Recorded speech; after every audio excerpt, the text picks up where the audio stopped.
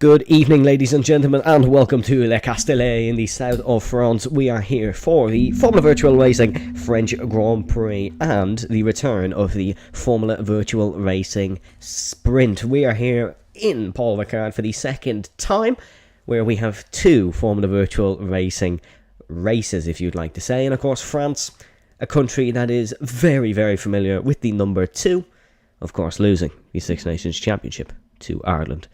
Speaking of Ireland, Brendan, how are you doing? I'm doing very well. Speaking of Six Nations, Ireland have won it. Grand Slam. Grand Slam Formula 1 is often known as the Grand Chelem, which some drivers here might be looking to do, particularly Lewis McWilliam, who sometimes is known as Lewis McFrance. However, hopefully this time Lewis McFrance means Lewis McWin rather than Lewis McSecond. In case you're unaware, we decided, you know what, we're going to do the intro about Ireland's Grand Slam win, which happened about a half an hour ago. Very interesting start to French Grand Prix qualifying, has Jack Redmond picking up a 5-place grid penalty for a collision with Aaron McFall. I don't want to imagine what the two of them are doing. However, I do see they're now 3 wide into the Mistral chicane as Lewis McWilliam gets ready to start a lap. Some interesting lines from the Alpine. Hold on a second. Oh yeah, Aaron is in an Alpine. I was going to say Aaron's not even in an Alpine, but that is Lewis, Aaron and Jack with an interesting start to qualifying. If you did miss last week, of course, folks, we crowned Luke Davies a race winner after the race. Of course, Gobardi did win it on the track, but Luke Davies did take the win after a post-race penalty for Avesta Gobardi. So Luke Davies was your winner in Miami. He comes to France, however, with a qualifying suspension. He blocked, I can't remember who, I believe it was Andrew Davis, who he blocked in qualifying. Andrew Davis, actually the same man who we were on board with, and the same man who goes spinning on the exit of turn 2. What I was going to say is Andrew Davis, the same man who actually was involved in the collision with Avesta Gobardi, hence why Avesta picked up the penalty for it. So Andrew Davis actually technically gifted Luke the win and then decided, you know what, you're not going to start the next race from towards the front. But very interesting proceedings then coming into this evening, and ladies and gentlemen, you will notice that there is 20 names on the left-hand side of your screen. We have a full grid this evening. We're absolutely loving life. And Brendan, this should be a very good race. Yeah, it should be a very good race. France usually lends more to racing here on the game than in real life. Besides actually Aston Martin of Liam Houseman gone round. So Liam, he's going for a bit of an exploration of I believe would be the one of the 167 different layouts of this. Whoa, that is a lot of layouts. I didn't think it was that many. I knew there was quite a lot. That's Tyler Pistilli retiring from the session. Tyler Pistilli, well, here's something you're not going to hear every day. Tyler Pastilli picked up a total of 20 seconds worth of time penalties and 7 driver penalty points after last week's race. He still finished in the top 10. So Pastilli has a qualifying ban for reaching 6 driver penalty points, and that is why he will have to sit out of qualifying. But the magic is, of course, that we have an FVR sprint race following this qualifying session, so all these drivers will have a chance of creeping up the field. We're looking at Sam Crumpton on a lap now, as it seems like there's been a lot of mistakes in the early parts of qualifying. We've kind of been waffling on a little bit. We haven't really been paying attention, as there goes Dara Smith to set the banker lap. That's a 1:30.161. Next across the line is going to be one of the Red Bull Racing cars. That's going to be McWilliam. However, he is only starting a run, hasn't got a valid time in. Here's Jonathan Jurgensmeyer, currently second place in the FVR Rookie of the Season Championship. He's going to go second place in qualifying, 2.3 seconds off Dara Smith, the man who is also ahead of him in the FVR Rookie of the Season Championship. Jack Redmond diving into the pit lane for Aston Martin. Habib McCook is looking to complete a lap. His teammate, I believe, Ryan McNally, just starting a run. Ryan making his debut, the third ever Scottish driver in Formula Virtual Racing. There goes Habib McCook to third. There goes Jake Scarborough to second position for Alfa Romeo Sauber. His Alfa Romeo teammate Sam Crumpton going to cross the line now. We imagine Crumpton's going to be up near Dara Smith. That is near Dara Smith. It's actually 5/10 adrift of Dara Smith. It's not as close as he would like it. Here comes Tim Denhire then rounding the final corner for the Haas Formula 1 team. Tim, interesting race in Miami, was caught up in a lot. That lap very familiar to, or very similar to Logan Sargent's today in Formula 1. He is 37 seconds off the pace. Yep, and I guess you're wondering, Sargent was allowed to start the race as well, Tim Denhire. So he doesn't have to worry about the 107% rule there. Yeah, we're not going to give Tim the old boot if he doesn't manage to make the 107% rule. He can start the race nevertheless. There goes Jake Marsh. Actually, I was going to say Jake Scarborough, but Jake Marsh filling in for Scuderia Ferrari in replace of Thomas Main, who announced he's leaving the team after a single round. And Marsh continues Ferrari's success by taking his car, or making his car face the wrong way in the exit of turn number 2. Ryan McNally then, he has invalidated his lap, so there'll be no valid time from him. Adrian Taisha, very interesting race in Miami for Adrian. It was a bit up and down, didn't manage to score points in the end of it, did pick up some post-race penalties as well, but overall it was the positive for Adrian, I feel, because he was in second place at one point. Oh, that's a big wiggle off the curb, and that's actually the third car we've seen take a spin round on turn 2. The driver's clearly struggling with the exit curve there, but Taisha goes to 7th, not with a valid time. We've only really seen about 3, I'd say, proper times. This grid is certainly very spaced out, as we still only have 8 times on the board. The front runners still yet to set a time. Let's take a look at Borbune then. We'll ride on board with the McLaren.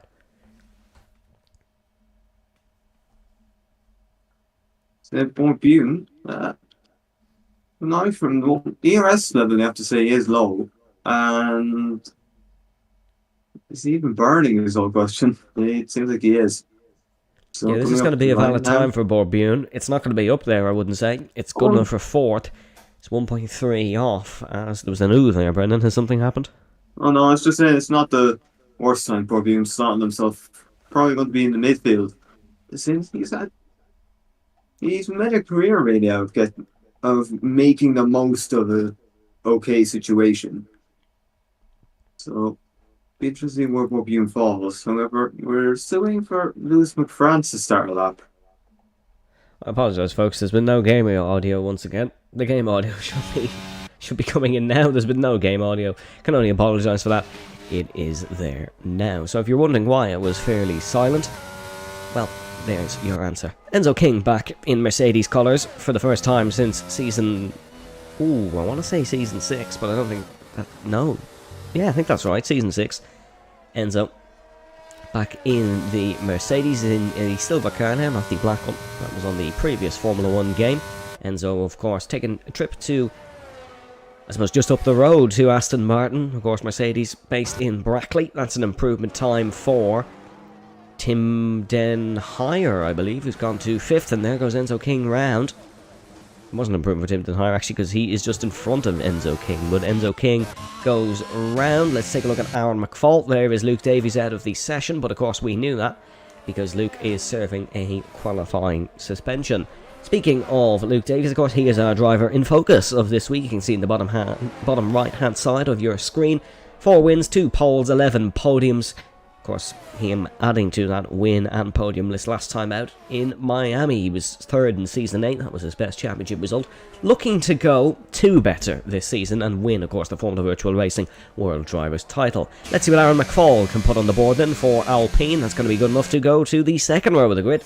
0.572 off pole position, so it seems like that lap from Darragh Smith is absolutely monstrous, and maybe Lewis McFrance himself will be the only one who can touch it. Yeah, we'll have to see now. Looking up so class of the field. Lewis is now starting his lap. Let's see now, where can he put his Red Bull?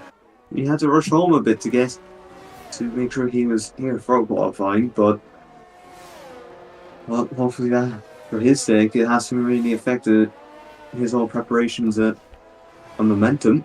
This looks like an alright lap at the moment. He's going to pick up a really nice toe here, and this could make all the difference. So Yeah, he's going to pick up a lovely toe. And €5 down the fall. And speaking of Alpine, Yathan Penguru going to 7th position. Glennon goes to 8th. Aaron's going to try. Got to make chicane. Oh, Lewis with a bit of a wobble. Out of turn number 9. Aaron's not going to be able to give him any slipstream because, as you can see, he is behind. There is an improvement from Jack Redmond, who's managed to put himself 4th on the grid. Impressive running by the Aston Martin reserve. He is replacing Harley Fox for this evening. Harley not getting in for the first 2 rounds, a bit like Sebastian Vettel maybe in 2022, but McWilliam entering in towards the final sector. Let's see what the Scotsman can do as he heads up towards turn 14 and 15. This lap he will be looking for pole position, he'll be looking for maximum points this weekend. Of course it is arguably his favourite track. Rounding the final corner then, here comes Lewis McWilliam up towards the line. Is this going to be able to beat Darragh Smith at the top? It is going to beat Darragh Smith on the top by a substantial margin. It's a 1:29.8 for the Scotsman, and Darragh Smith is going to have to try and capitalise on that. And speaking of capitalising on that, just like Miami, Smith goes round on his second run. Oh dear. You don't really want that. It's a bit of a confidence knocker. So now Darragh Smith tries to get him to the sword. At least now maybe that it's happened maybe here and not on the final run where you might just lose out completely or go into a race with that confidence. At least there now you can maybe fix it back up in a way. Yeah, he definitely can. Let's take a look at Liam Houseman then. He's entering into the final sector. So the 50.5 in the middle sector. We'll see if the final sector can treat this Aston Martin nicely. Liam Houseman has really not been anywhere since his last win in Singapore. It's been very poor since he's transferred onto a wheel controller. Hopefully it's a bit better here in Paul Ricard coming up to the start-finish line. Where's the Dutchman going to put his Aston Martin? He'll put it 4th. That's the second row of the grid. That is 0.8 of a second off pole position though. And the top 3 are in a world of their own. Sam Crumpton improved his lap very close behind Darragh Smith. And Smith, of course, trundling into the pit lane. Just in front of Lewis McWilliam is Ryan McNally looking to start his run, a fellow Scotsman. And McNally we expect to be up towards the front as well. Of course, Ryan teammates with Habib Makouk for not just for this evening, for this season. Jonathan Jurgensmeyer has invalidated his lap. Adrian Teicher has not. Adrian Teicher on a valid run. Let's see. No, this isn't. It's a valid run, but it's nowhere near close to the top because, of course, it's a 1:29.8. Adrian was a 1:29 on the entrance of the final corner. Adrian doesn't improve. It's a 1:44.1. He's just setting on his merry way to start another qualifying lap here in the Circuit Paul Ricard. If you're just joining us, we'd like to remind you, of course, this is an FVR sprint weekend, so we do have plenty of action this evening here around Le Castellet.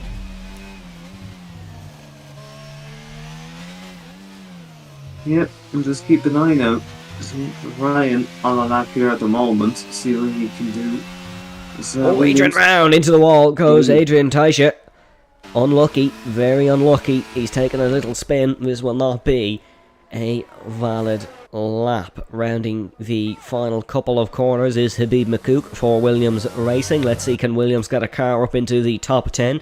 Both himself and McNally currently on laps. Here comes Habib Makouk up up towards the line. It's going to be 12th position for Habib McCook. What about Ryan Nelly? Is he improving? No, I think he may have backed off. He has definitely backed off, so no valid lap this time round for McNelly. We are still waiting to see a good few laps here, as that's actually Jake Scarborough retiring from the session. That's in the pit lane, so Scarborough, obviously, maybe an issue with the car, maybe just not confident and just going to settle for what he has. Aaron McFall going to start another run then. The Alpine is kind of out of sync with the status quo, and he's going for a lap very early on here towards the end of the session, I suppose, if you'd like to say. We have a lot of cars in the pit lane. Aaron McFall exited turn 2. Fairly steady from Aaron McFall, actually. Not a bad first sector at all, entering in towards the end of the first sector. Very twisty, I have to say, Aaron McFall. This is not a bad run at all from the Irishman. He's improved in the first sector by a 10.5. That puts him ahead of Liam Houseman. This puts him onto the second row of the grid, if it was to say it like this. But I imagine he's going to gain a bucket load of time in this middle sector, down the Mistral Straight and heading down towards turn number 8 and 9. This, of course, turn number 8, you bounce along the curbs in towards 8, and turn number 9, the exit down towards the flat out turn number 10. Decent run so far, this from Aaron McFall. He is improving once again in the middle sector. It's 59.9. That's quicker than what we saw from Liam Houseman, who said at 50.5. Here's turn 11. Long sweeping right-hander. You just hook the car in at the last moment. Definitely an overtaking opportunity, actually, around this French Grand Prix circuit. French Grand Prix circuit no longer on the Formula 1 calendar, but it stays here on FVR. It's definitely had a few historic races in its time. Of course, we remember Juan Hernandez taking victory in the rain here. Lewis McWilliam taking victory for Red Bull. He's looking to do that again here in season number 9. McFall out of the final corner then. Here comes the Alpine to start the endless flow of final times. That is going to put Aaron McFall 4th and onto the second row of the grid with Sam Crumpton. Although I imagine we will see some improvements. Jack Redmond exactly proving my point and improving in the middle sector. That's Aaron McFall in the walls. So Aaron McFall becomes Aaron McFall. And let's see what Jack Redmond can do. Can he beat his fellow Irishman? And by extension, if he can do that, he can also be able to beat his teammates. For today, Liam Houseman. So last the corners, just me. Let's just slid away. Redmond! He's gone right round at the final corner. And reports for the sprint and the race, it is dry and dry. Big thanks to Kyle Albert. I'm going to just assume you looked at someone's driver stream, but big thanks to Kyle Albert for that one. Habib McCook is on a run then in the middle sector. Lewis McWilliam on an outlap. Dara Smith and Sam Crumpton are just heading out of the pit lane now, I believe. We're getting to the end of qualifying, folks. This should be a good one, as there's McCook making a mistake. He's ran wide. Very lucky not to invalidate his time, actually. Andrew Davis is on a run as well. So is Jake Marsh. Actually, he's about to start a lap, is Jake Marsh. Still no time from Enzo King or Ryan McNelly. Lewis McWilliam going to start a run as well. We'll stick with Habib McCook and see what time he can actually set across the line. Is there going to be an improvement? No, he's just about missed out on it. Andrew Davis is improving by 0.5 of a second, and this should be a good one. Yep. Improvements here can definitely be found in France, but how long these corners seem to be. The grip really comes to you as you get that rhythm and find out where to go for that grip. Steve Jake Marsh really gone the time down on Sector 1. However, given the time he has now, you would be expecting this. Well then, let's see. McWilliam is out of qualifying.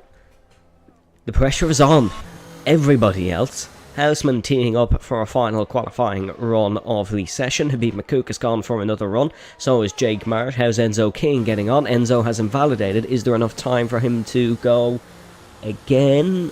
We can't see. Seems like the top of the timing screen is glitched. No, there's 46 seconds. Enzo King has enough left in this session. Houseman rounding the final corner. There is King to start his lap. Here comes Ryan McNelly. He's going to get a time on the board here, or is he? No, he's actually just starting a run. So that little timing screen glitch once again catching me out. Tim Den Heyer is improving by 35 seconds in the first sector, according to our timing screens. I can't imagine that is legitimate. Dara Smith getting ready to start his final run, as is Sam Crumpton, the top man behind him. A big Borbune actually comes to the line to start his run. That was an invalid time. Improvement there from Jake Marsh. He goes to 5th. Big run from Marsh. Houseman improving in the second sector. Decent times being posted all around the board. Den Heyer improving as well in that middle sector. 2/10 to be exact. Jurgens Meyer heading through turn number 1. Glennon and McCook both out of the session, as is Marsh, as is Davies. How about Ryan McNally? How's he getting on? Big wobble on the exit of turn number 7. McNally struggling in this French Grand Prix circuit. Enzo King 50.1 in the middle sector. Decent run there. Smith is done for the session. He has bottled it once again. It's a one-run show for the Irishman here in Formula Virtual Racing. What about Sam Crumpton? What can he produce potentially? Let's have a look at Tim Denhire then to the line. We saw him improving by 4/10 of a second exactly. This will be a big run from Tim Denhire if he can find a few more tenths in that final sector. Here comes Denhire then up towards the line. Tim Denhire's going to go to the third row of the grid. He goes to 5th position. Houseman out. Redmond out. What about Jonathan Jurgensmeyer? He is improving by 8/10 of a second. Here comes Enzo King then towards the line. The Austrian has tasted success in Formula Virtual Racing. He's going to go to 5th on the grid. That's an excellent run from Enzo King. Ryan McNally, is he going to get a proper lap in this time? It's not going to be a pole lap, but he is actually going to get a run in on the board. Exits the final corner. Here comes McNally then for his first ever successful lap in Formula Virtual Racing. He's going to go up to 10th on the grid. Borbune invalidating. No improvement from him. Here's Sam Crumpton. Can the Brit knock McWilliam off the top of qualifying? Here comes Crumpton towards the line. It's only good enough for second. There's no improvement from Sam Crumpton. Big improvement there from Jonathan Jurgensmeyer, who goes to 12th. But Lewis McWilliam once again owns qualifying here in France, and he takes pole for the French Grand Prix. Well, it's back to where he feels he probably should be for McWilliam. But now, it's the question that he can keep it there at that position, because last week it did slip away from him. Only a P4, which would be a bit lower for his standards. So now he's got a chance to strike back against the likes of Luke Davies and maybe take advantage of a vestigial body not being here today. Yeah, well, that is an impressive run from Lewis McWilliam and Sam Crumpton. He got fairly close to him in the end, but does qualifying really matter at a sprint race weekend? We'll let you decide. But all we know is Lewis McWilliam and Sam Crumpton will line up side by side here for the first FVR sprint of the season. McWilliam then on pole with a 1:29.876. It's then Crumpton, Smith, McFall, King, Denhire, Marsh, Houseman, Scarborough, McNally, Redmond, Jurgensmeyer, Bune, Davis, Van Guru, Glennon, McCook, Taisha, Pestilli and Davies. Pestilli and Davies obviously not getting a time on the board. Jack Redmond, we'd like to remind you, has a 5-place grid penalty for a collision with Aaron McFall. That'll drop him to 16, I believe. That will drop Jack Redmond down behind the Irish woman in 16th position. But we'll be heading for the FVR sprint action after this short commercial break.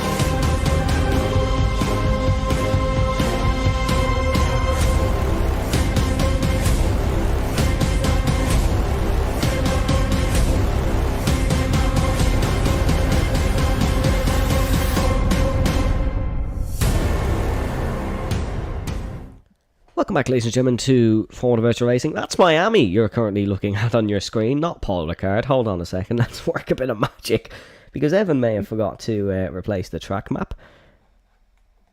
Now, that looks a bit better, doesn't it? Welcome to Le Castellet, the 5.842 kilometre circuit, 3.630 miles and 15 corners. We are going to head back to Formula Virtual Racing action in one quick second here in Le Castellet. And Brendan, I'm going to ask you, who do you think's going to win this one? Well, based on previous record, I would expect Lewis to be winning this, but you can't really put anything. You can't say anything won't happen, especially with a sprint race. So However, you would say at the moment, this is Lewis McWilliam's chance to get a foothold in this championship and maybe go for a three-peat, just like his former teammate, Legend Rosenberg. Yeah, Lewis McWilliam, he wants the drink, the burger and the fries in Formula Virtual Racing. He wants 3 World Drivers' Championships. If you're unfamiliar at why there's only 9 laps in this race, you can see just above that, this is of course the return of Formula Virtual Racing Sprint. Formula Virtual Racing Sprint, just like F1 Sprint, happens before the race. This would technically be on a Saturday if we were running a 3-day weekend, but no, we run everything on a Saturday. So this is the sprint race. This will decide the grid for the main Grand Prix. The winner of this race will receive the FVR Sprint Award and not pole position. Lewis McWilliam has already taken pole position, as that is decided by qualifying. As you can see, all 20 drivers on the Pirelli medium compound of tyres, but still, this should be a very, very interesting one. Let us know down below who you are predicting to win the first FVR Sprint of the season, and I think I might be correct in saying we've never had a repeat winner of the FVR Sprint, so it will be interesting to see maybe someone like Sam Crumpton or Dara Smith get their name on the FVR Sprint Award.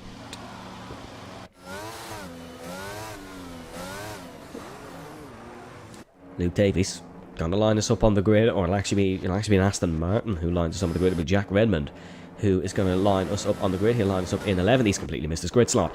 Well then, let's get ready to go, ladies and gentlemen. 5 red lights.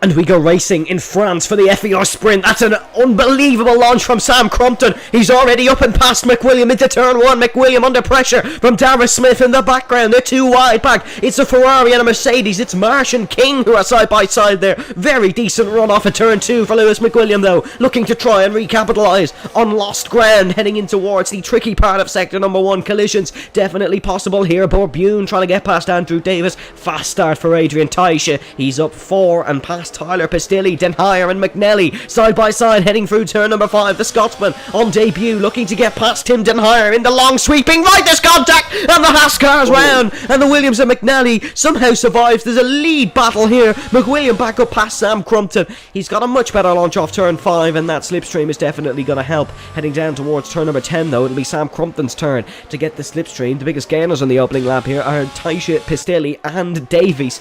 2 of them of course having qualifying suspensions, but very fast start for Crumpton. McWilliam capitalises once again, and Sam Crumpton looking to try capitalise maybe in towards turn number 11. The long sweeping right-hander here in Le Castellet, but hectic opening lap. That was Den Heyer going round. If there is a battle between the 2 Canadians, just like there was in Miami. Pistilli trying to hang it around the outside of the Red Bull here, of course.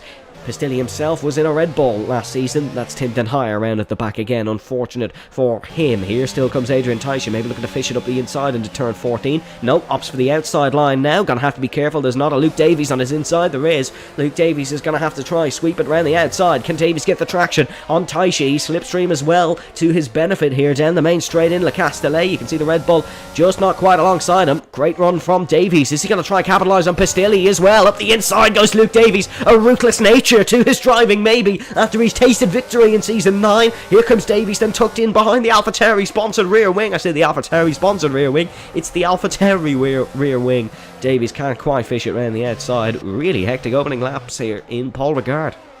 Yep, very much hectic. Well, not all that. Jack Redmond has been disqualified, so I think he has? Yeah. That's unlucky. Yeah, it's unlucky. However, oh, here comes Borbune. Borbune making spaces for McLaren. He's up past Andrew Davis, and that is a successful pass here in Paul Ricard through turn number 9. Davis looking to attack once again. Hopefully the 2 AlphaTauris don't trip over each other like they did last time out in the Miami Autodrome. Gap up the front though will allow Sam Crumpton to have DRS if he can keep within 1/10 of a second of his current gap. He's actually lost it. McWilliam pushing. He wants to break this DRS barrier. Sam Crumpton has got to give it all the gusto he has to keep within that DRS margin. I think he's just got it. There's the activation line. I think he has just got that DRS, so he will have or he will be able to use his rear wing. Actually, I apologise, he's not going to get any down this straight, will he? Because the activation zone is before the start-finish line. Fastest lap of the race goes to Lewis McWilliam. There's no point for the fastest lap here in the FVR sprint, but still, you want to be the fastest guy on track, don't you? So Lewis McWilliam sets the fastest lap of the Grand Prix. Dara Smith still keeping with Sam Crumpton, although McWilliam successful in breaking that DRS barrier prematurely. Sam Crumpton, though, just giving it all he has to keep within it. Yeah, Sam Crumpton is just doing what he can, really, but it is difficult to keep up with Lewis McWilliam at the best of times, and when he's at one of his better tracks, you're going to struggle. Yeah, McWilliam is unbelievable around France. He always has been, ever since F1 2020. Of course, we're on 22, we're near the end of 22 now almost, and McWilliam's still as good as ever around Paul Ricard. There's Pistilli up the inside of his teammate Andrew Davis. Davis doesn't give it too much fight, as the AlphaTauris don't want to lose too much ground. Of course, the top 8 score points here in the FVR sprint. If you want to read more about the point system or the new point system in FVR, you can join our Discord and read the rules and regulations, or check it out in the Instagram bio. But nevertheless, all these guys still squabbling for a position. Of course, all the positions are affected for the main Grand Prix, so the higher up you finish in the sprint, the higher up you will start the main Grand Prix. And speaking of getting higher up, Dara Smith is certainly looking to get higher up here in the FVR sprint and to score more points, as he is right on the tail of Sam Crumpton. Sam not having that DRS is going to really hurt him down this main straight and in towards turn 1 and 2. You can see Smith getting right on the back of his fellow Ferrari powered car. Aaron McFall still keeping nip and tuck with these as well, so definitely keep an eye for the Irishman in 4. Yeah, McFall not doing a bad job at the moment. And with the way its sprints are working, he should be able to pick up some decent points. So at the moment, not bad for one Irishman. I'll say the other is, well, qualified again. Well, the Irish woman is in 17th. Probably still Here comes going to the Smith. race. Smith has got a blast past down the Mistral straight. He is up and through, well past Sam Crumpton. That's a fairly handy overtake for Dara Smith. Yellow flag. That is actually Glennon gone round, I believe, as there's a bit of squabbling here into the Mistral chicane. Oh, there's 4 cars almost abreast here. Looks like Jake Marsh has had a bit of a spin. Borbune caught up in a bit there, and there's an AlphaTauri unveering off the circuit. But that was actually just to cut the corner. 3 wide here. Looks like Andrew Davis, Borbune, and Luke Davies. It's a real squabble heading into turn number 10. Are they all going to get through it? Borbune and Andrew Davis still side by side. Davis hangs it around the outside, uses a bit of his curb to utilise himself. Looks like Adrian Teiche is just trying to keep it up the inside of Andrew Davis. Davis runs really wide heading through turn number 11, and now Adrian Teiche is on his outside. If Teiche can pull this one off, this will be an unbelievable move. Yellow flag in this sector. I'm not too sure who's gone off. Oh, it's Houseman. Liam Houseman gone off. Liam Houseman's start to the season just gets worse every single corner by the looks of things. He's gone round and he drops to 16th position here in the FVR sprint. Pistilli right on the back of Jurgensmeyer. This is all a fight for the final points position here in the FVR sprint, and here comes Pistilli up past Jurgensmeyer in towards turn number 1. Jonathan Jurgensmeyer with an impressive 5th in Miami. He's going to have to settle for 9th here in the FVR sprint, and just up the front as well, there's been a mistake from McWilliam because Dara Smith is gaining on him. Dara Smith back into that DRS gap. The DRS gap, of course, if you're not sure what we are on about, that is 1 second.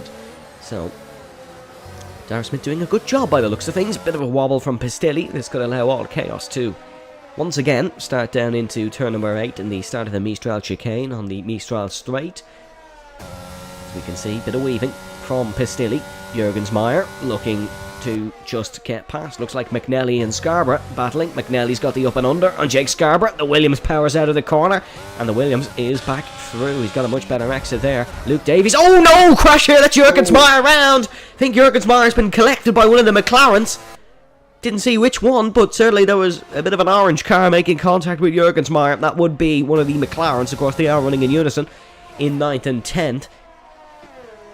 That's awful for poor Jonathan Jurgensmeyer, who is now down to 16th position here in the sprint. Houseman up the inside of Panguru, the German and the Dutchman side by side, entering in towards turn number 12. Houseman going to be doing it well if he can hang this one around the long way. That's an excellent move from Liam Houseman. He has got the job done. Lap 5 out of 9 here in the FVR sprint. Oh, looks like Enzo King ran wide on the straight. That's the first I've ever seen that. Up the front, however, though, Darragh Smith is breathing down Lewis McWilliams' neck. The Irishman fancies his first ever FVR sprint win here. Yeah, Darren Smith, we had a good debut race last week in Miami, and if he was able to make a statement here by passing McWilliam around one of his better tracks, it would very much be showing that Darren Smith is very much serious about getting a championship in his first season in FVR. As well, that's Ryan picking up a 3-second time penalty. Penalty It's a seems to second, be actually. common. Penalty seems to be a bit commonplace today, so it's something that if you can avoid them, it seems like it may be your ticket to a good finishing position. Yeah, absolutely spot on. That is Aaron McFall, Ryan McNally, Jake Scarborough, Adrian Taisha, Jake Marsh, Yathan Penguhu, and Abid McCook all picking up time penalties. It's Lewis McWilliam who still leads though here in the FVR sprint. We're going to go on to lap 7 out of 9 here in sprint racing action. But of course, do make sure to stick around because the sprint is not all we have on offer here this evening. We have the actual Grand Prix itself, where drivers are going to be battling for 21 maximum points here in Formula Virtual Racing. Still some big gainers in this field though. Luke Davies and Tyler Pistilli, the two I point out, they have really come back well. But can Darragh Smith right away past Lewis McWilliam? Is he just biding his time? ERS a little bit in McWilliam's favour, which would make me think it's been a bit of an effort for Darragh Smith to get to this point. That's Aaron McFall round. That is Aaron McFall round where we saw a couple of cars round in qualifying. And that is Aaron McFall. Oh, he's almost come back on the racing line. That's Aaron McFall smashing a brake board as well by the looks of things. And he's been given a 10-second time penalty. So Aaron McFall is going to be way down in this one. He's going to be way down starting the race. And that's arguably all chances of FVR sprint points gone for a man who was running comfortably in 5th position. It is an error for Aaron McFall, and it's an error for Liam Houseman. Errors becoming way too common for the Aston Martin this season. Oh, and that's an error for King Enzo. Oh, that's Enzo around as well. It seems like if you get in that 5th position, you're going to end up round. If we see Scarborough around any moment, we know it's a very cursed spot to be in. What about up the front, though? Darragh Smith looking to try and hound down Lewis McWilliam. 0.3 of a second separate. McWilliam got to be safe until the main straight at least. Enzo King looking to try and pile the pressure on Tyler Pistilli. Pistilli going to end up maybe in 4th position. Oh no! No, he's not! He's gone wide, and that's Pistilli losing the spot to Enzo King. First commentator's curse of the season almost in Pistilli. Luke Davies going to try and capitalise on this one as well. The man who won in Miami, of course, very impressively. He had a good strategy, called it well. See, Andrew Davis is trying to make Oh, here comes Pistilli again, and Scarborough looking to make a pass up the inside on Ryan McNally. Scarborough looking for the up and under, not going to work out. Enzo King trying the exact same thing, but Tyler Pistilli holds on, and Luke Davies not able to capitalise. Enzo King on low ERS here on the penultimate lap.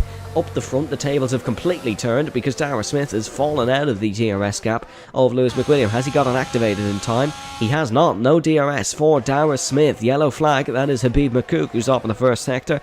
That is Liam Houseman, who's into the pit lane. He's going to go back on a set of quali softs. Here's Scarborough attacking McNally. Davies attacking King in the background. Scarborough up the inside of Ryan McNally. The Alfa Romeo trying to get past the Scotsman. The Scotsman's going to try the up and under. Scarborough fighting for his life here. This is going to be a great result for Alfa Romeo Sauber if they can keep it as it is, but Ryan McNally once again flies past, and it looks like Enzo King going to try fly past Luke Davies. Davies forces him to an outside line through turn 10. Davies might be the one who's compromised himself here as King flies around the outside. That's an excellent move from Enzo King, but he still has the McLaren nip and tuck here. Up the inside, Luke Davies going to try it in towards turn number 11. Utilises the nature of the long sweeping right-hander. Looks like Borbune and Aaron McFall side by side, push to pass potentially for Aaron McFall. Oh. Davies with a big flank slapper. Oh, that's a very close one for Luke Davies.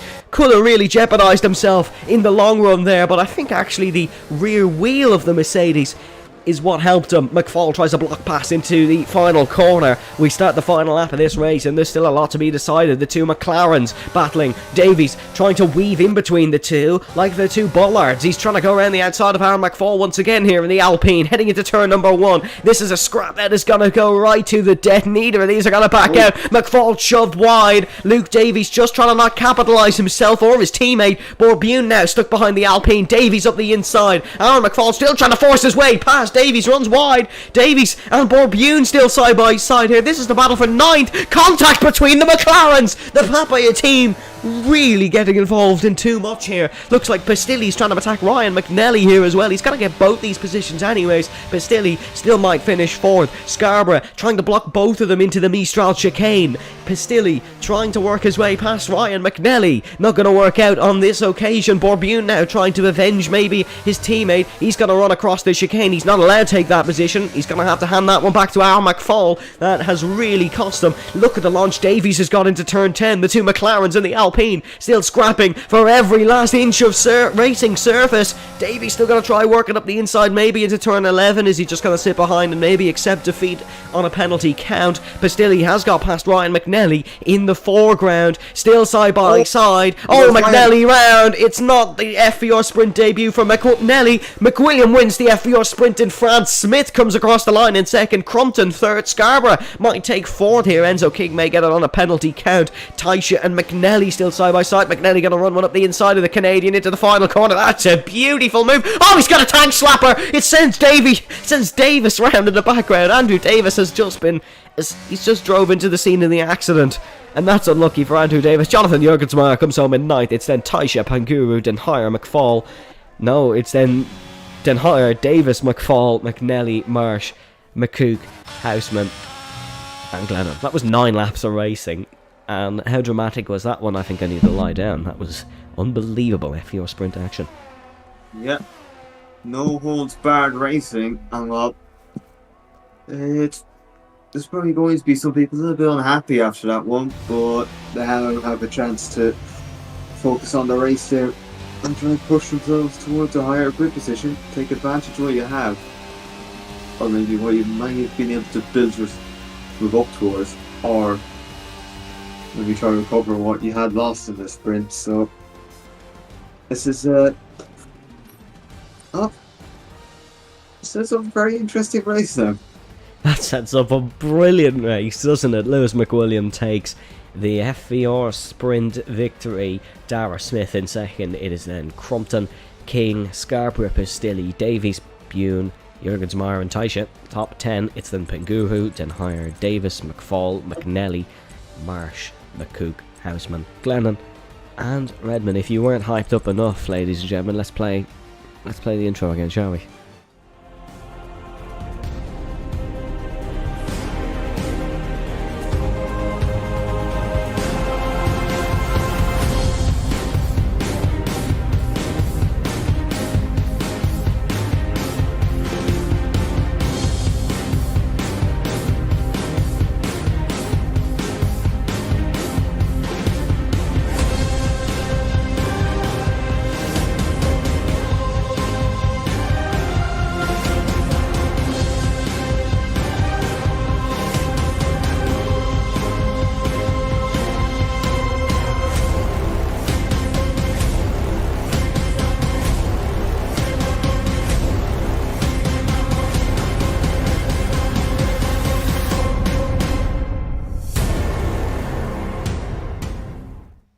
Welcome back, ladies and gentlemen, to Paul Ricard here in La Castellet. It's actually the right track map on screen now this time, the 5.842 kilometre circuit with 15 corners.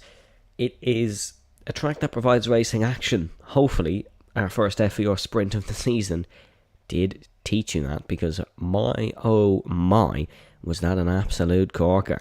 But straight away, folks, we're going to bring you straight back to La Castellet for some racing action. And Brendan, I know I asked you this in the sprint. You've got a taste, you've got a little feeler, so I'm going to ask you again now for maybe a more revised prediction.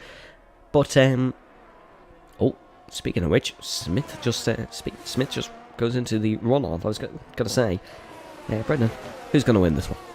Well, what I'm being led to believe here by this sprint is that McWilliam very much can just go as quick as he needs to win, so I would be tipping McWilliam to take this victory here.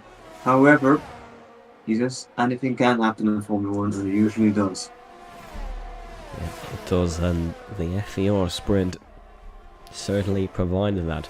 If you are just joining us, it is of course McWilliam, Smith, Crumpton, King, Scarborough, Pistilli, Davies, Bune, Jurgensmeyer and Teicher round out the top 10. Tim Denhire has disconnected, and I think if he joins back he may be disqualified, so I might just pop the message to him not to join back. But Brendan, strategy around here, is it a simple soft medium? Well, not really a soft medium, because, well, if I can just check now, everyone's on hards except for maybe 3 people on medium, so it will be a bit difficult. It will be a simple one, of course. Luke Davies starting in 7th is our driver in focus for this weekend. We'll be checking in and out with Luke Davies and how his race progresses throughout the course of the Grand Prix. But then rounding onto the final couple of corners, it is Lewis McWilliam to line up on the grid in first position. Once again in Formula Virtual Racing. Enzo King, by the way, in 4th. Very impressive result in the FVR sprint for him. Enzo's the kind of guy who might not drive in a race for about 6 months, come back and, oh, look at Enzo in 5th. But nevertheless, Jack Redmond will line us up to start the Grand Prix. There is a Ferrari of Glennon, probably reading her steam chat, but lining up on the grid nevertheless. Let's get ready to rumble here in Paul Ricard. 2, 3, 4, 5 red lights.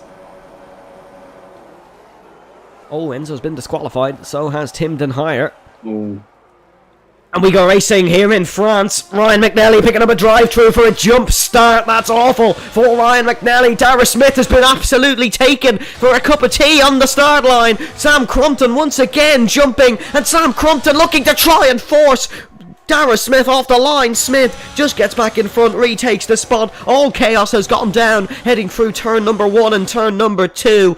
Lots of positions gained. Redmond up 5 off 20th, and there is already 2 cars out of this French Grand Prix, of course. Aaron McFall up to 8th position. He's up 6 from the FVR sprint. Really good start for Aaron McFall. Jonathan Jurgensmeyer holding position in 9th, heading down towards turn number 8. Still Smith and Crumpton battling. McWilliam has gone away into the distance here, has the Red Bull. Dara Smith trying to progress past Sam Crumpton, and the overtake has been made for Sam Crumpton. What a start for him in both races. Still Smith trying to capitalise where Lewis McWilliam did in the FVR sprint past Sam Crumpton. Dara Smith has got the job done into turn 10. There's a yellow flag, that's for Glennon, and the Mistral chicane. And Sam Crumpton is going to have to settle for 3rd here. Thought he might have had another go in towards turn number 11, but it was not to be. McFall taking no prisoners. He gives Bourbion a right old shove on the exit of turn 11, and that is our McFall up 7 positions to 7th here in the Formula Virtual Racing French Grand Prix. Yeah, a brilliant start from Aaron McFall, making full use of the medium tyres. Key now for him is if he can make up any further positions, starting with Mr. Davies in front of him. Whether he can make that up. Is he gaining? He's pull up behind to the right. And Troy now ahead. He's broke lane enough. He's ahead of Luke Davies. He didn't even really too much of corner. McNally was retired on the first lap after a drive-through. Didn't fancy it, so Williams' chance of points is pretty much gone unless Abid McCoo can recover. But now McFall's medium tyre start has worked out very, very nicely. Jake Scarborough holding his own in 4th, you have to say, doing a very good job after the FVR sprint. He was quite impressive there, and I have to say Scarborough certainly a force to be reckoned with maybe this season. Yellow flag in sector 1, that is for, of course, Ryan McNally's car. Houseman trying to go around the outside of Yathan Penguru, and he's got that one done. These two are battling in the sprint. Houseman, really good stuff, around the outside of Yathan Penguru. Maybe the sprint was just a false sense of security in what Liam Houseman can deliver here in Formula Virtual Racing. Is Penguru going to have another go at him? No, he is not, and they all follow, or they all fall line astern, heading through turn number 11.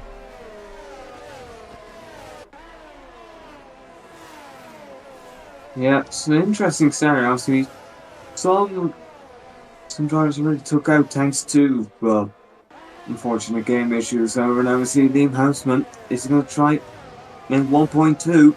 Is he goes down the inside of Jonathan Jurgensmeyer? Jurgensmeyer, He's got it ah, done.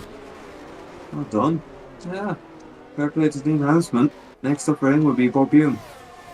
Next up is Borbune. That's a really good move from Liam Houseman. Seems like the mediums was the better tire to start on, although that sounds pretty stupid saying it out loud because it obviously is the best tire to start on. Pistilli looking to try and get past Scarborough, the Californian versus the Canadian.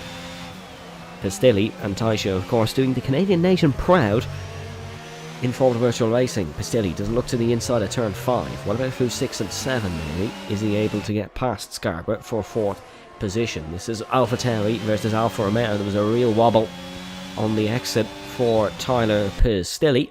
He tucks into the DRS though, and he tucks into the slipstream of Jake Scarborough. Is this going to be a simple one up the inside? That's the yellow flag for Adrian Taisha. Here comes Pistilli up the inside of Scarborough. Scarborough hangs up around the outside. The Alfa Romeo is going to take a lot more than a simple move up the inside to get past. No, he's just going to be out-dragged on the exit. So Pistilli gets the job done. Looks like Al McFall might capitalise. Al McFall's capitalising a few things this race so far. He's going to dive it up the inside of Scarborough. McFall is certainly one for a real feisty battle. And he's got past Jake Scarborough here. Scarborough going to try running up the inside into turn number 11. McFall might on Pistilli, and Al McFall is really making a real impact in the opening couple of laps here. He's already almost back up onto the podium, and he's going to try keep battling with McWilliam, Smith, Crumpton and Pistilli for the remainder of this race. And Scarborough, because Scarborough is still there with him and might be able to get past in the DRS.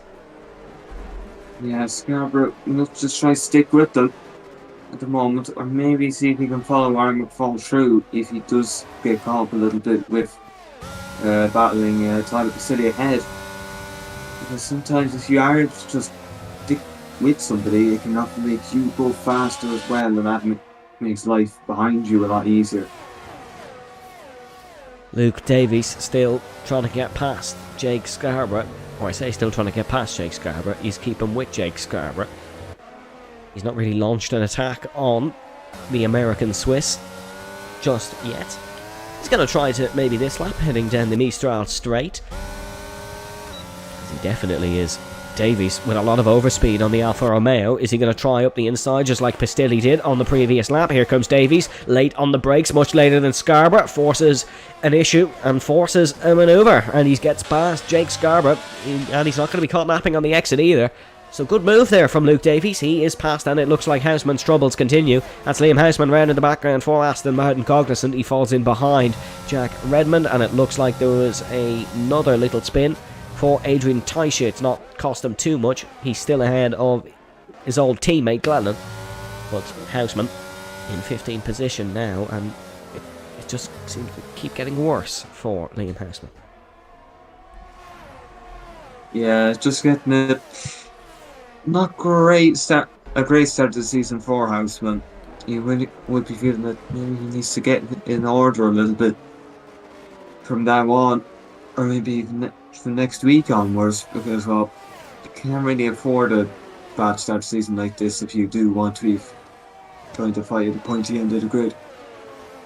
Jake Marsh sets the fastest lap of the Grand Prix. That's on a set of hards, so Marsh once again proving that he does have a bit of pace here in the French Grand Prix. McFall still trying to pressure Pistilli, or still trying to force a manoeuvre on Pistilli, like Davies did on Scarborough, because the young Briton is chasing after Aaron McFall. And if you didn't tune in last week, here is, of course, the championship standings on your screen now, and before round 2, of course, there's a yellow flag that is for Habib McCook. But it is Davies who leads the Formula Virtual Racing World Drivers' title for the first ever time. It is Ernesto Gobadi in second, followed by Dara Smith in third, and then Lewis McWilliam in fourth, followed by Jonathan Jurgensmeyer in fifth. So a very different running order. I think only two were the same this time last season in terms of in the top 5 of the standings. McFall still trying to pressure Pistilli. McFall trying to get himself in the top 5 of the standings. He's in the top 5 of the Grand Prix now, and a race win would be maybe a little bit out of reach at this point for Al McFall, but as Brendan said before the race, anything can happen in Formula 1, and it usually does. Yellow flag in the final sector, or the middle sector, apologies, for the man in last place, Habib McCook.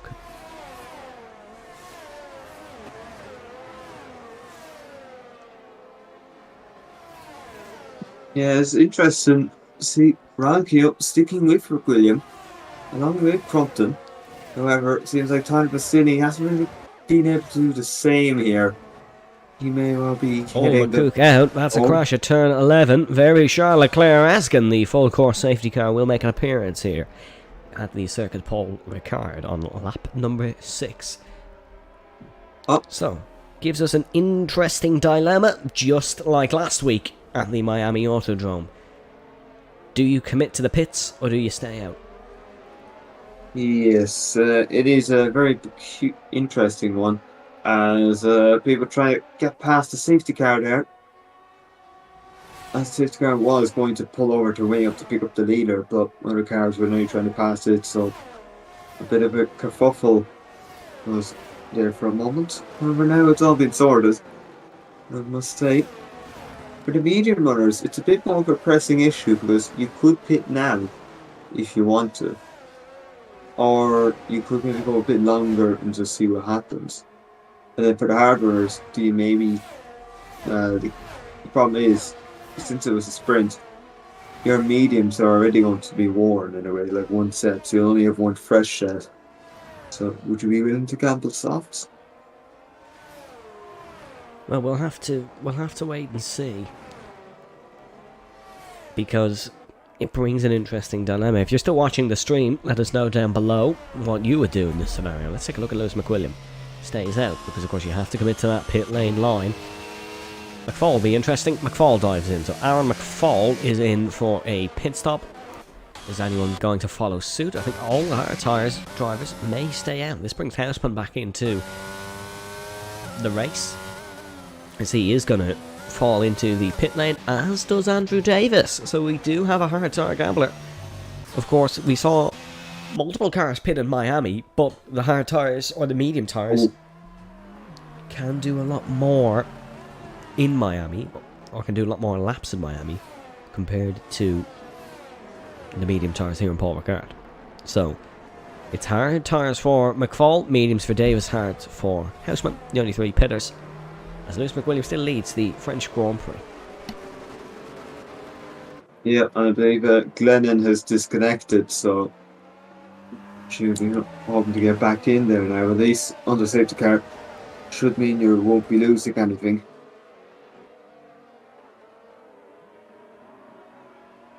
Glennon actually gains a few positions because of no pit stop, and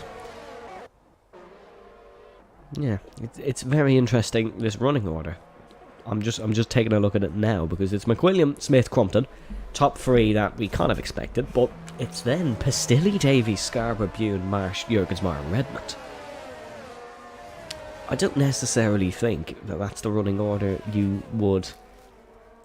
put them in that order before the Grand Prix started. I think you would have thought Houseman might have been up there. You certainly would have thought McNally would have lasted longer than a lap. What happened to King and Denhire was very unfortunate, but that's just this crappy game once again. As Aaron McFall is spending his time trying to overtake the AI of Glenn. So McFall, once again, finding stuff that he finds fun.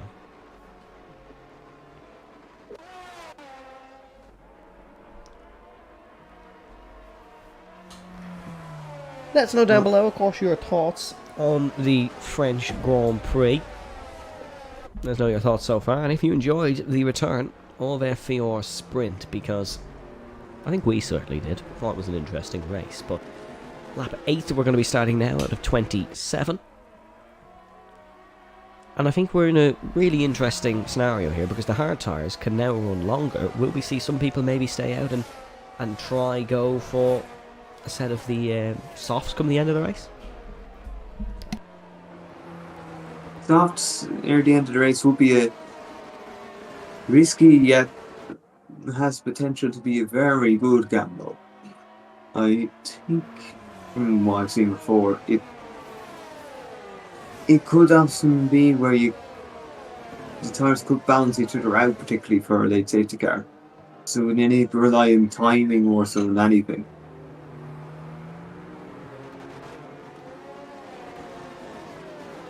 So Ryan McNally leaves the session. Very disappointing debut from Ryan McNally from maybe all perspectives. He didn't really have a good sprint. All went wrong from on the last lap, finishing in 15th. I think one of the Ferraris has had an issue. I think that could have been Jake Marsh who spun round under safety car conditions. He's going to fall to 15th. As Aaron is still trying to get past the AI car. This is amusing from Aaron. Oh, has he done it? No, he's not this lap. Is this even allowed?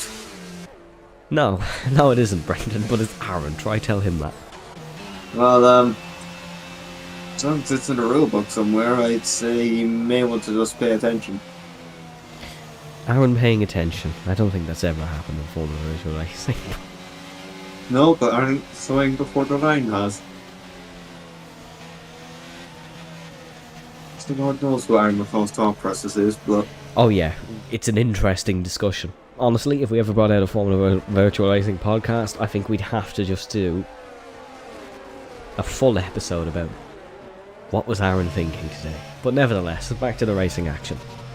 Lewis McWilliam will get to do the restart here in Paul Ricard, the circuit where Lewis McWilliam got to conduct his first ever Formula Virtual Racing safety car restart. Here in Season 9, he's got plenty of them under his belt in his 2 championship winning seasons and his 4 championship fighting seasons. Of course, Lewis fighting for a championship stems all the way back to Season 4, where he fought with the iconic legend Rosenberg. Out of the final corner here in Le Castellet, Lewis McWilliam holds.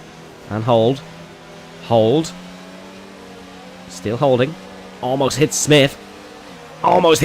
He's held it right to the line as Lewis McWilliam, and now we go racing here in Formula Virtual Racing. Oh, just look at this. It's a NASCAR-esque start in the background. 5 and 6 wide even. Davies up the inside of Scarborough heading into turn 1. Scarborough going to try hold his own around the outside. That becomes the inside, but Davies has got a much better launch. Look at the 2 McLarens still running in unison there in the mid-pack. Bit of contact between Scarborough and Davies. McCook has now left the session. Of course, retiring and bringing out that safety car. Pistilli is up the inside of Crumpton. And Tyler Pistilli is onto the podium here in France. What an excellent run Pistilli's having here in Formula Virtual Racing since he first joined at the Japanese Grand Prix.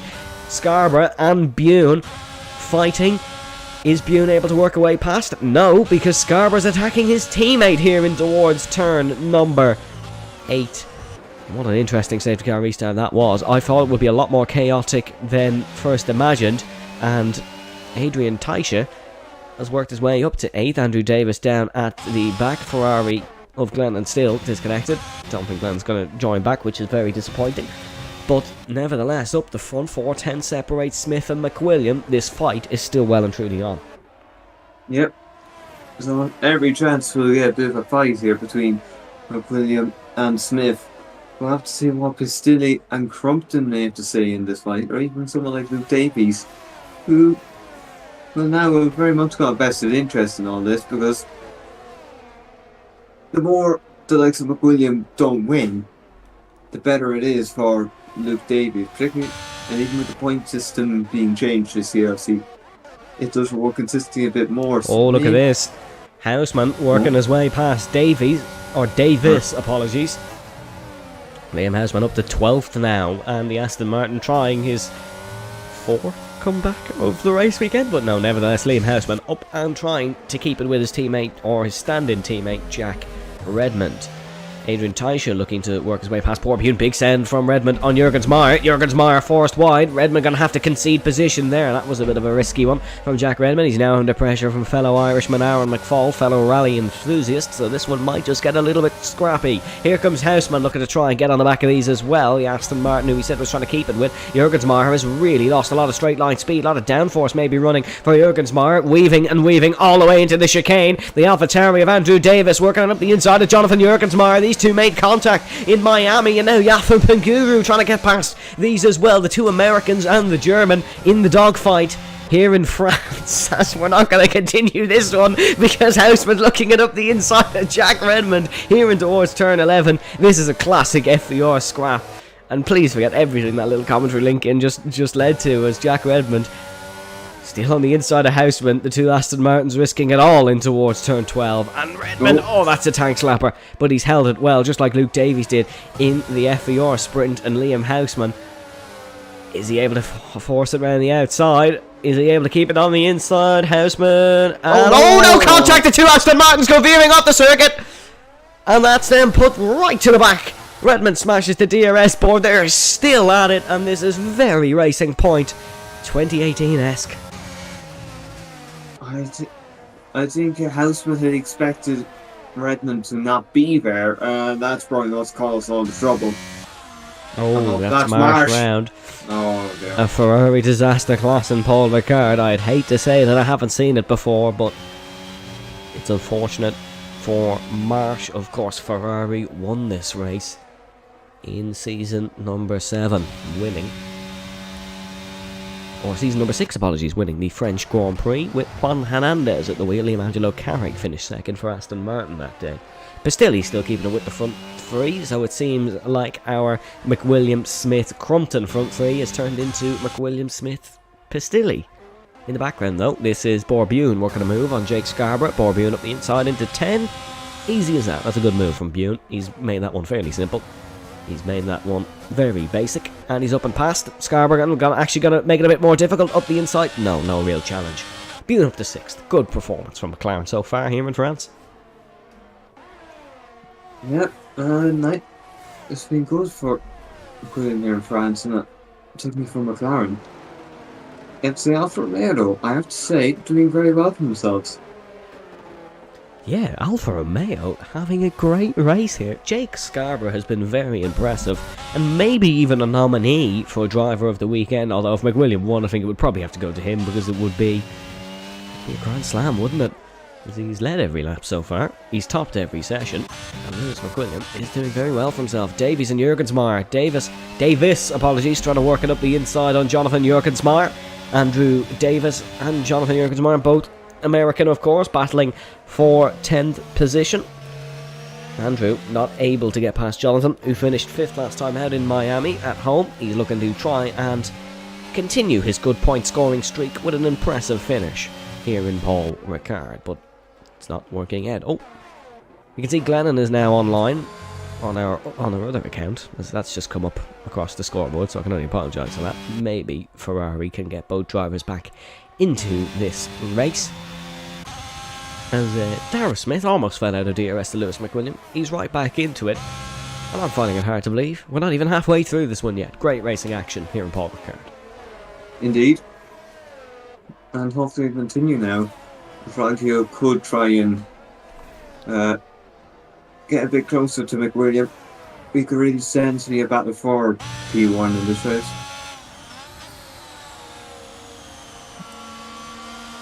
Smith would love to dethrone Lewis McFrance here in Paul Ricard. Lewis was very disappointed we didn't have a French Grand Prix last season, in season number 8. He is certainly making the most of it here in season number 9. But Darragh Smith would love to take 20 Formula Virtual Racing points. His first ever 20 in one go, of course here in his second appearance. As I don't think there's ever been a rookie Formula 1 driver who's won on his second appearance. Or, well, I suppose maybe you could say Fangio or one of those, but does that even really count? There's certainly been drops to win on debut here in Formula Virtual Racing. Not too sure if there's ever been one to win their second appearance.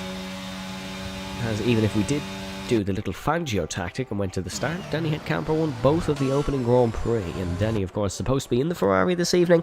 It's not worked out too well for him. Hopefully he is back for next week.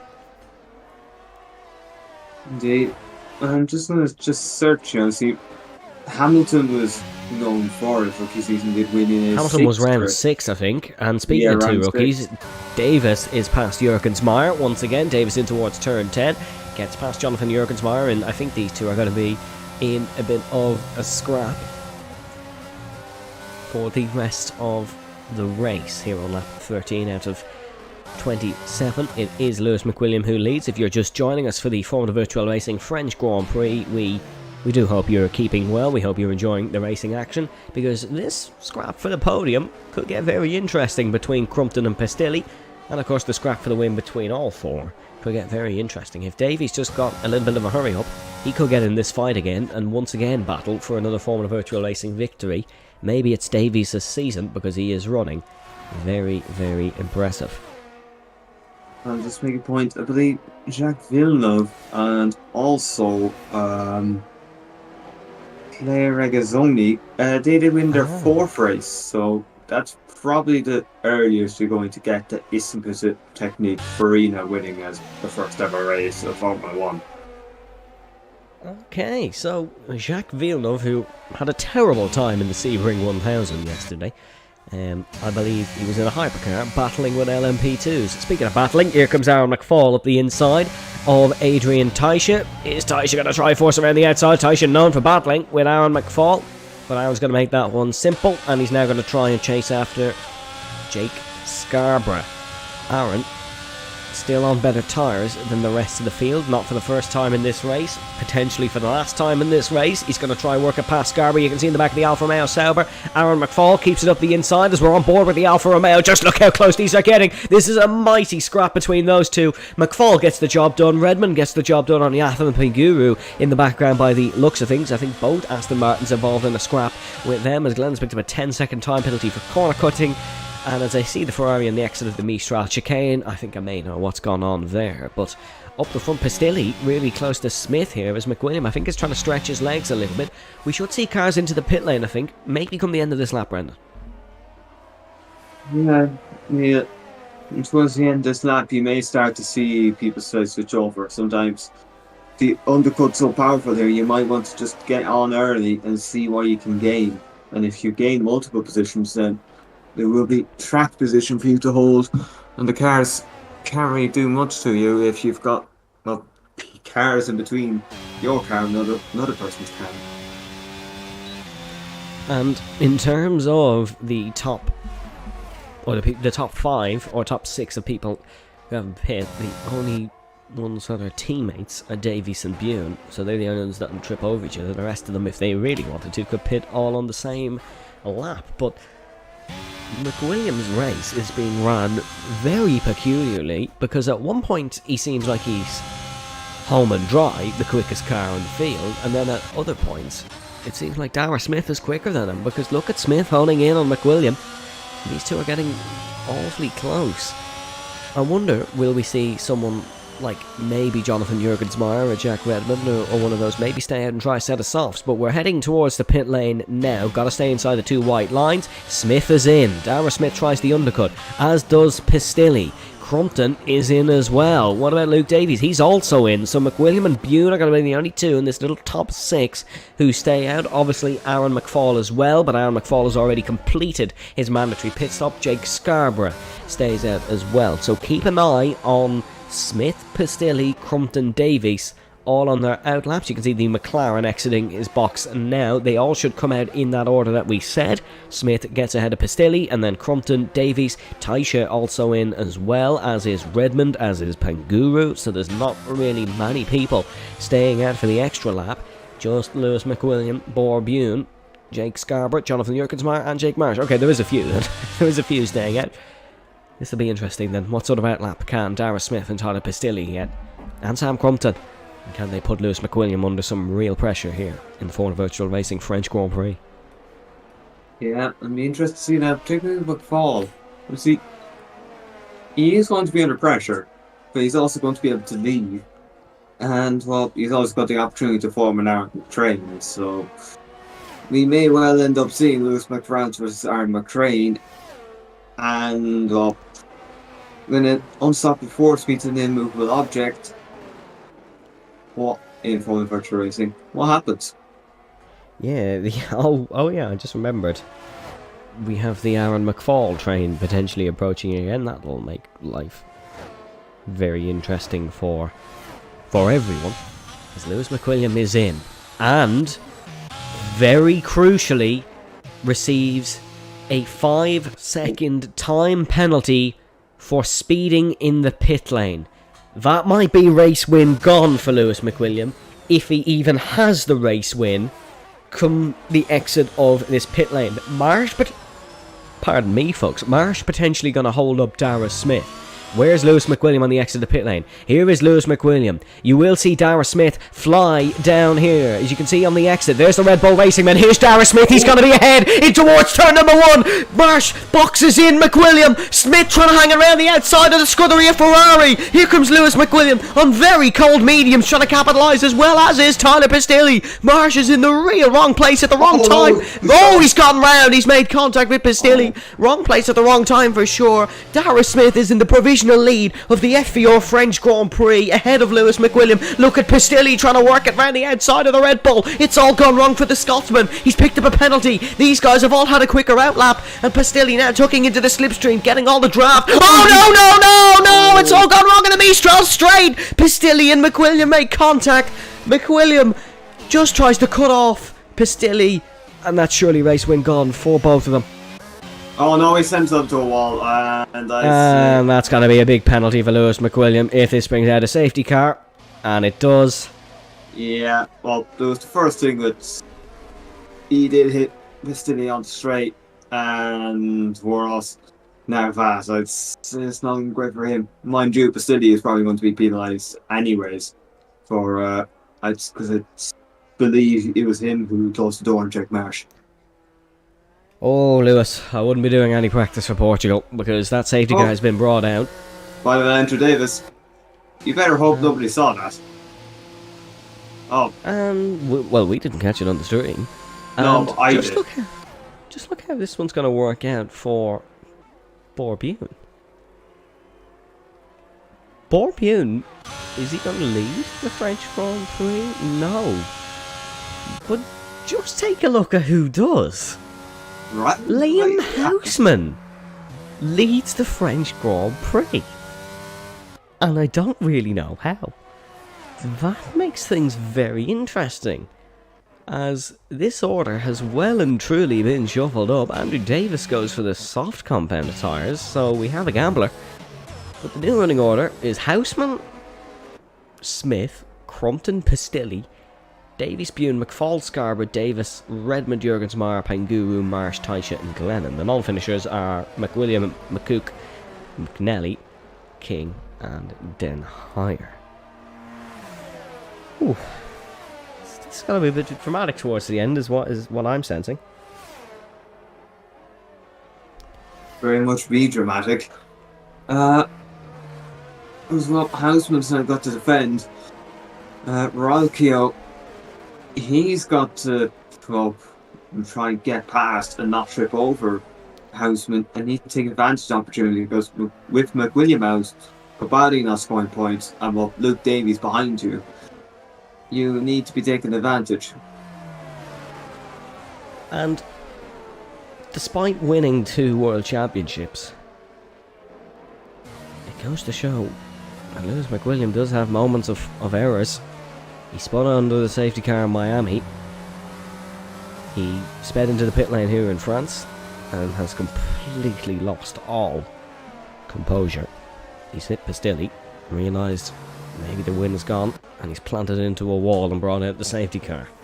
Interesting scenario here in Formula Virtual Racing. Our post-race stewards will certainly be taking a very close look at that. I think is a very public broadcast way of communicating that, but nevertheless, surely Houseman can't win this race from here, can he?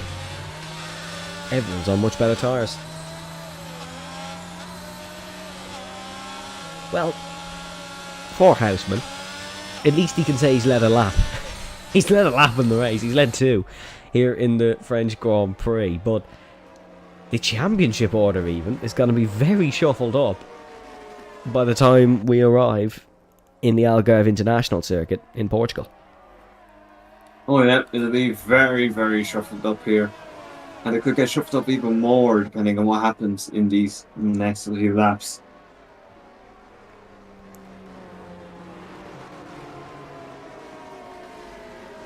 Brendan, I think you said Lewis before the race started. Who's your prediction now? Well, I did say anything can happen, and well, I think you see my point. Because if you're asking me to foresee that, you may as well be asking me to foresee everything in your life that will happen in the next 10 years. Let's say it's now in Ralphio's hands, very much so. But either way, things can sometimes fall. You don't know. You could end up seeing someone like Borbune just slip onto the podium, or even get a win just because everything's just been thrown into disarray. I'm getting a sense of this race is it's an old quote that I like to say. When everyone around you is losing their heads, do not lose yours. That might just be the definition of this race. And Aaron McFall's had to go on to an old set of the mediums. Those are the mediums he started the Formula Virtual Racing French Grand Prix with. And I have to say, Aaron's going to feel very hard done by his compatriot, because he was in a really good position to win this one, actually. He was on a very good strategy. He's now in 7th on worse tyres than those around him, so McFall might not be in the best position. We're just waiting on Glennon to catch up to the safety car queue. I believe it'll be this lap. Although, will the safety car come in? It will. So the safety car is in this lap. Doesn't give these guys a lot of time. What Houseman is hoping for is he can nail the restart. Smith, Crumpton, Pistilli, Davies, etc., etc. trip over each other, and he can just drive a smooth victory home. But with all the mistakes Houseman has made, he might have a chance still in this French Grand Prix. He's going to play a very similar tactic to McWilliam on the restart, and now we go racing here in Paul Ricard. Once again, very good restart by Liam Houseman. He's nailed that one perfectly. Still weaving to heat his tyres. That'll lose him a little bit of straight line speed, as you can see, in towards turn number 1. Darragh Smith and Sam Crumpton very close to each other. Smith exactly right on the rear wing. Looks like Bune has passed McFall. More Bune utilising these fresh mediums, and Aaron McFall goes off the circuit, comes back on in front of Borbune quite tactically. Maybe he feels that is fair. But Aaron McFall is up and through, and look at Sam Crumpton up the inside of Darragh Smith. It's working out for Liam Houseman. These guys are starting to trip over each other. Darragh Smith has picked up a penalty. Tyler Pistilli's been spun round. It's all kicking off, and it looks like that is Jack Redmond, who's gone round as well for Aston Martin. This is getting really chaotic here in Paul Ricard. Luke Davies as well is still in this race win fight. He's looking to try and get past Sam Crumpton. Jake Scarborough picks up a 5-second time penalty for corner cutting and gaining a place. That potentially might be removed, as we didn't quite catch that little melee in the background. Houseman leads by 0.3 of a second. Is it going to be 0.3 of a second for much longer? Here comes Darragh Smith, tucks into the slipstream of Liam Houseman, tries to fish it round the outside, hooks to the inside, the little up and under, up the inside and towards turn number 11. These two don't want to make contact for both their sakes. Houseman still leads through turn number 11. Smith wasn't able to work a move past, and of course he does have a 3-second time penalty to face at the end of the race. This puts Sam Crumpton in a brilliant position. Very hectic restart lap. Very, very hectic. Pistilli, he's going to be very angry now, because that's an opportunity gone. But it is, that's a big opportunity gone for Pistilli. Could have been a great result. Marsh into the pit lane. 10th of a second separates Houseman and Smith. Davies fastest lap of the race. Smith is going to be the race lead. Houseman keeps it up the inside. I think he's going to have to be forced to concede here. The tyres are just that much better for Darragh Smith. Sam Crumpton, he is the next man looking to get past Liam Houseman, and I think he needs to do it pretty quickly. If Sam Crumpton wants to win from this point here in Paul Ricard, it would be his first ever Formula Virtual Racing win. Dives one up the inside of Houseman, shoves him off the circuit, and Houseman's going to lose the spot to Luke Davies and potentially Borbune. So the C's part once again for Davies. Houseman, oh no. Davies is lucky there. He's gone round. And that is all chances gone for Liam Houseman. He was in a great position as well. It's awfully unlucky for Liam Houseman. Adrian Taisha looking to battle with Andrew Davis. Taisha gonna work one up the inside? No, not gonna work one up the inside, as it simply doesn't work. Up the front though, Darragh Smith leads by 0.8 of a second. He needs to pull a lot more than 0.8 of a second if he wants to win this race from this point. Although he still may get that penalty removed, as it may be an unfair warning. Here's Pistilli and Glennon up the inside of Tyler Pistilli. Pistilli may have damage. Is the Ferrari going to be able to work its way back into the points? Glennon still up the inside of Pistilli. Is this one going to work out right in the apex? No, it is not. The AlphaTauri will stay in front of its fellow Italian compatriot. And it's going to be a Ferrari team, still 12th and 15th after Adrian Taisha had to come back into the pit lane. 0.7 of a second separates Sam Crumpton and Darragh Smith here on the 22nd lap of the Formula Virtual Racing French Grand Prix. That's an extra point for Darragh Smith, as he sets the fastest lap of the Grand Prix, and if he can't get that penalty removed, Brendan, surely it's his to lose now, as Aaron McFall also picks up a penalty. Yeah, surely his to lose now for Crumpton. because of Brownfield's penalty being there. It's going to be a difficult one. Luke Davies, though, this is the consistency he's going to be looking for. If he can just slip into the DRS of Crumpton, it could be looking very, very good for Luke Davies here. Yeah, I And think Luke also Davies, Bob as of now, if Dara Smith is going to get that penalty removed, apologies, as Jurgensmeyer, a bit of a defensive manoeuvre on Andrew Davis. They enter in towards the Mistral chicane, and Jurgensmeyer, is he going to stay ahead? No, Andrew Davis might stay ahead here as he's looking for the exit on those soft tyres, which will already be falling off. Doesn't quite work. Maybe Adrian Taisha can try and work something on the two Americans in front. Here comes Davis trying to work past Jurgensmeyer in towards turn number 11. Not going to work out for Andrew Davis this time. What I was going to say is Dara Smith would, I believe, lead the championship by a singular point here, because of course he finished third in Miami. Davies finished first, but Luke Davies didn't score a fastest lap point. Yellow flag. That is for, I think it's one of the Aston Martins, but in terms of your Redmond. No, it's Jack Redmond, yeah, it was. In terms of your championship standings, there they are on your screen. Of course, Noah Vestigobadi this evening. He's going to lose out big time, but he still will be ahead of Lewis McWilliam, who... Oh, no, he won't, actually, because Lewis did win the sprint race, didn't he? Despite how disastrous this race has ended up, Lewis did win the sprint races. That is Jack Redmond out of the Grand Prix. He's retired in the pit lane. We're down to 14 here on Paul Ricard. Yeah, down to 15. Oh, well, 14, actually. So... it's still very interesting. Davies seems like he doesn't really have the pace as top two, so he may just want to settle in for third and be within the penalty window of Ryfield. Jack Redmond leaving the session as he has retired. There's some dark clouds forming to the left-hand side of the Mistral Straight. Lord Davis is looking. Oh, here comes Davis. He's looking for a move on Jurgensmeyer once again. These soft tyres may start falling off soon. Jurgensmeyer may have just defended for long enough. That's a horrible exit for Andrew Davis. This is going to allow Adrian Taisha in the AlphaTauri's sister team. Here comes the Red Bull up the inside. Adrian Taisha looking for 7th. Is it going to work out for him? Davis still hangs it around the outside, and that's worked out nicely. No, it's not. He's round wide. And Andrew Davis is back up to 7th position here in the 23rd lap. Oh, look at Taisha up the inside. Aaron McFall's gone for a spin. Aaron McFall's fallen to 10th position here in this Grand Prix. It's all gone wrong for the Irishman, who was on course to maybe win the Grand Prix. Taisha not able to work past Davies. Andrew Davis. Speaking of Luke Davies, he is 1.9 seconds off Sam Crumpton. It is a dogfight between Crumpton and Smith for the French Grand Prix victory. Andrew and Luke, could you not have such similar sounding surnames? I'm not sure.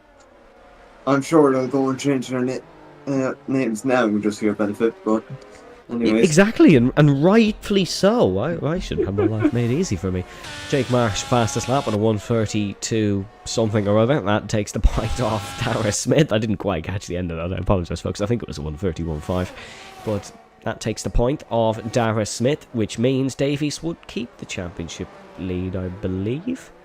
They'd be tied, but I suppose it depends on alphabetical order, maybe, which it would go to Luke Davies. So yeah, Luke Davies would keep the championship lead as of now, but it doesn't really matter as it's only the second round of the season and both races have been fairly messy. But Smith still has the lead here, and of course we have to go by the provisional results, and the provisional results as of now: the race win belongs to Sam Crumpton. Yellow flag, that's for Aaron McFall, as Pistilli and Adrian Taisha side by side now, the two Canadians. Taisha trying to fish it up the inside of Pistilli. Pistilli on the cutback. Is he going to get the exit? Oh, that's a massive wobble for Pistilli, and not for the first time today. Just seems a little bit trigger happy, I suppose you could say, on the throttle. Not sure if he's a controller or wheel user, hence why I'm going to specify on the throttle, but Pistilli just a little bit quick on his accelerator. Crumpton still gaining on Dara Smith. 0.4 of a second separates two men fighting for their first ever Formula Virtual Racing victory. Luke Davies got his first victory since season 7 last week. These two are fighting for their first ever victory ever This is going to get really interesting. Let us know down below who you think is going to win. Yeah, so it seems like Crumpton in close, but not close enough. Whether he'll have the resources to just go for Ralkio is a whole other story, and where he uses them is going to be so important. And particularly if Darius Smith gets a bad run out of the corner, you could see Crumpton get all over the back of Darius Smith. However, that will require a mistake, and Darius Smith hasn't really been doing too many of them today. Yellow flag, that is for Aaron McFall. I think if you're wondering how angry Aaron McFall is, he has sent 92 thumbs up emojis, followed by, this is how I spend my Saturday evenings. Aaron McFall is not a happy camper here in Paul Ricard. Penultimate lap of the French Grand Prix. In terms of the ERS scenario, it is both even, which equals to nothing for both cars, so the battery is really depleted. The only benefit Sam Crumpton has over Dara Smith is the DRS and the slipstream. That's two benefits, so it's not the only benefit, it's two benefits he has over Dara Smith. But Dara Smith, quite crucially, has track position, and track position can mean everything in Formula 1. That is Davis past Pistilli, so the two AlphaTauris absolutely love fighting each other, and it seems like these four cars are going to be fighting each other from round 1 to round 12, and that is Jurgensmeyer, Pistilli, Davis, and Taisha. Smith weaves to break the toe. You could see that in the background when we were looking on board with the two AlphaTauris. Sam Crumpton getting really close. Brendan, what's he going to do here? Is he going to go for it into 10, or is it better to wait for the last lap when Smith doesn't have a chance? I don't think he'll be able to get here to 10, so not really much choice. Unless you've got a really much of a run here. There is obviously a movement to 11 here that you really could try. Wobble from Smith there into 11. Oh, Crumpton! Oh, he's almost lost it! That may be the race win gone on track. That he saved second place. He has saved at least second place there, because he got way too much on the curb. This may be a last lap battle gone between these two. But that could have been close. Aaron McFall will still get a point for his troubles in 14th. He picks up the fastest lap. Houseman is battling with Jake Marsh. On to the final lap of the Formula Virtual Racing French Grand Prix. Is this Crumpton's chance gone if Smith can get this penalty removed? We'll have to wait and see. Brendan, I don't know if you can, but if you can check how many warnings Smith has, that would be ideal. Yeah, I'll do that now. Or, well, it's... Yes, so... Smithy, 2 warning, penalty plus 2 warning. I think he's 1 or 2 over. Okay, so Crumpton is still in prime position. Smith, 1 or 2 warnings over what he's allowed. If he wants to try to get a penalty removed, that's Andrew Davis picking up a penalty. Somehow these soft tyres are holding on here for Davis and Taisha. Don't really know how. Yellow flag, that is Aaron McFall just letting drivers through, so despite all that's happened to Aaron, he remains a sportsman, and he does let those guys through and obeys blue flags. Dara Smith is giving it an absolute go here in the final lap. Maybe he's pushing for a fastest lap just to try and seal some extra points. Andrew Davis and Taisha. Oh, I think these tyres are starting to fall off. Is there a puncture potentially for Taisha? No, he's side by side with Yavin Panguru. That's why he's all over the shop, because there's an Alpine up his inside. Here comes the Alpine lapping Aaron McFall. Here comes Yafin Panguru up the inside of Adrian Taisha. Is it going to work in towards turn 11? Here comes Yafin. There's contact between the two. Panguru goes round. Unlucky for Taisha. Rounding the final couple of corners is our race leaders. Dara Smith will lead us home across the line, but in terms of your race winner, for the first ever time in Formula Virtual Racing, Sam Crumpton comes home to win in France. The Brit claims his first ever maximum points. Apart from the fastest lap, Luke Davies will take second on the penalty count by the closest of margins. He will take his second consecutive podium of season 9, and that is overall a brilliant return from Luke Davies. From 19th to 1st. He did have a sprint to do it. Almost as good as Lewis Hamilton. Borbune comes home in 4th. Jurgensmeyer 5th. Davis, Taisha, Panguru, Scarborough, Marsh, Glennon. Pistilli actually retired from the race, but he will still get the spot over Houseman and McFall, because they're both doing donuts, and it seems like Liam Houseman celebrates his bad races at this point. Well, there you go. It's the life of Crumpton. He's had shown the pace, but now it seems like it's finally come round for him. Also, this is assuming that let me see whether one or two of Smith's warnings might have been collision worthy, but we'll have to see. And you'll see. We will have to see. Track limits exceeded track limits. That's really 2. Then let me see.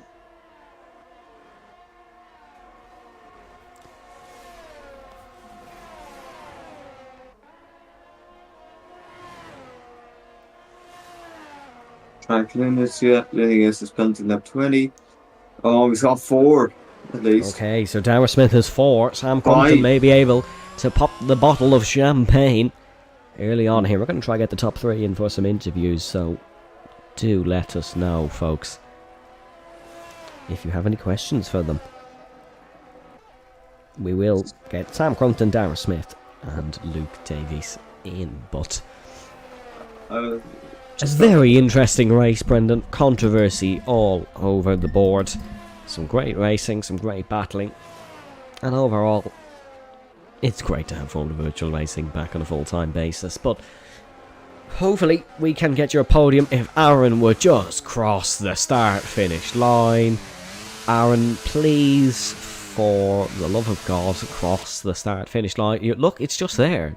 I just hope he messes up his donut and accidentally crosses it. No, he's reversing. Just cross the line, Aaron. Just cross the line. He's watching the stream. Aaron, cross the line, please. You're only wasting 15 seconds. Just cross the line. Oh, Aaron McFall. There's got to be a Netflix documentary in there somewhere, Brendan. And now he crossed the line with 2 seconds to go. ESPN that was the Formula Virtual Racing French Grand Prix, folks.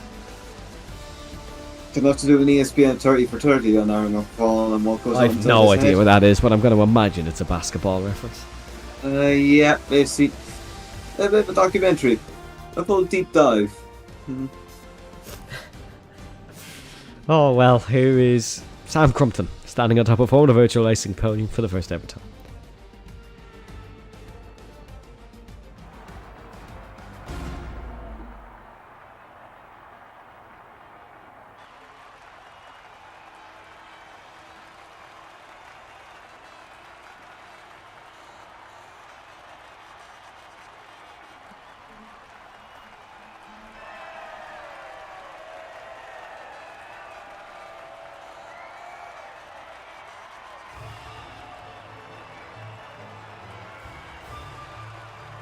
We're going to hear from Luke Davies and Darragh Smith. Not sure if we'll hear from Sam Crumpton, but we will hear from Luke Davies and Darragh Smith after we complete podium celebrations for our top 3, and we'll run you through the race results. Sam Crumpton wins the Formula Virtual Racing French Grand Prix ahead of Luke Davies. It was then Darragh Smith, Borbune, Jonathan Jurgensmeyer with a second consecutive 5th. It's then Andrew Davis, Adrian Taisha, Nathan Panguru, Jake Scarborough and Jake Marsh round out the top 10. I have no idea what Aaron's saying in the game chat, so we're going to just give that a quick mute. It is then Glennon, Houseman, Pistilli, McFall, your non-finishers, where Redmond, McWilliam, McCook, McAnally, King and Tim Den Hire. We are going to head over to our little interview screen. We're going to bring in Darragh Smith and Luke Davies now. Darragh, Luke, can you hear us? Yeah, hi. Firstly, congratulations. That is second and third place for you both. Wasn't quite the race win. Luke, we'll start with you because you did finish second. Firstly, when you were starting at the back this evening, did you expect that this race would end up in you finishing in second? Honestly, I had no idea what to expect today. I mean, I was kind of like, I thought it can either, it can go really well for me. I can get up there, I can crashes go my way, I can get 4th or 5th, or it can end at turn 1 with my wing gone. So I was just honest, I had no idea what to expect. But 7th in the sprint, and I mean, crazy race today. I got second. Great fight with Darragh for the penalty inside the penalty window, and then it was crazy. Well, Luke, just quickly, there may be a chance this one gets upgraded to first again, but we'll leave that be. Um, Next question is: you were fighting with your teammate Borbune for a lot of that race. How did you find that? Did you find that a very respectful scrap, or will there be a little inter-team battle between the two McLarens? He actually had really good pace, which was surprising, but a good surprise. Like as in, yeah, it was a welcome surprise. It was very close to me, and yeah, I think it's stupid to although he's in split two, he's one of the fastest in split two, so it would be stupid to do team orders or anything, especially this early. So yeah, enjoyed the scrap, and nothing bad came out of it. So yeah, it was good. Well, Luke, now as it stands, you have to keep the championship lead. Is that something good for you? Are you going to hope to try and capitalise on these good points over maybe some other rivals of Lewis McWilliam and Avestigo Bardi?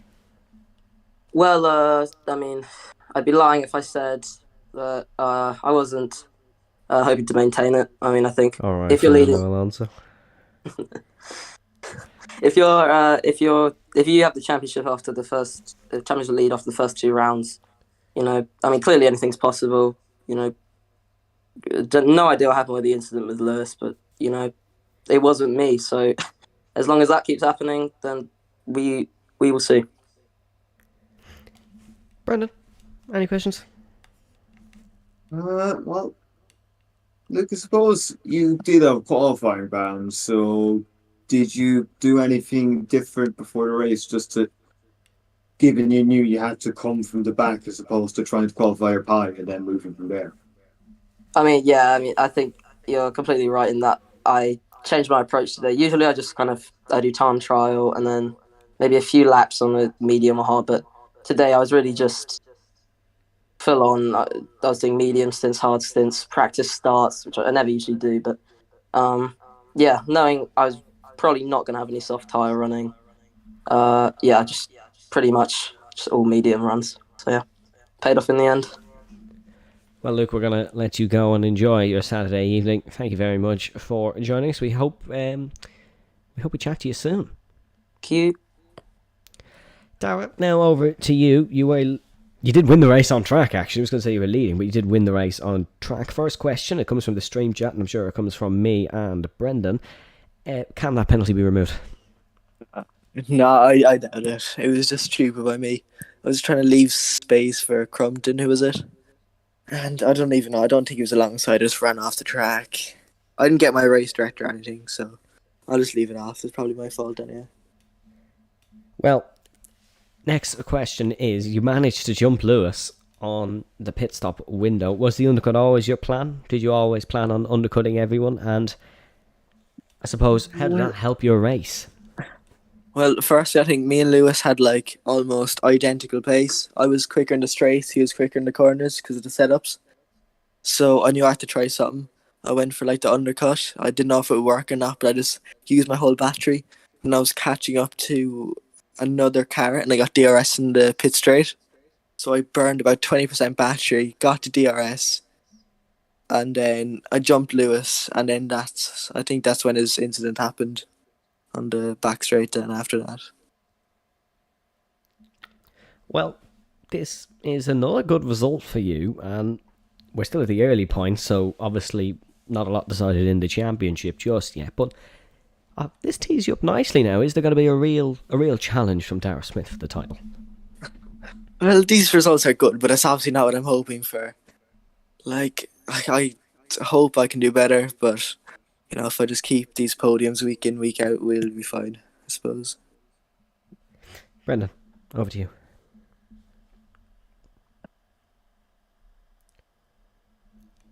As Brendan has vanished off the face of the earth. Brendan, you there?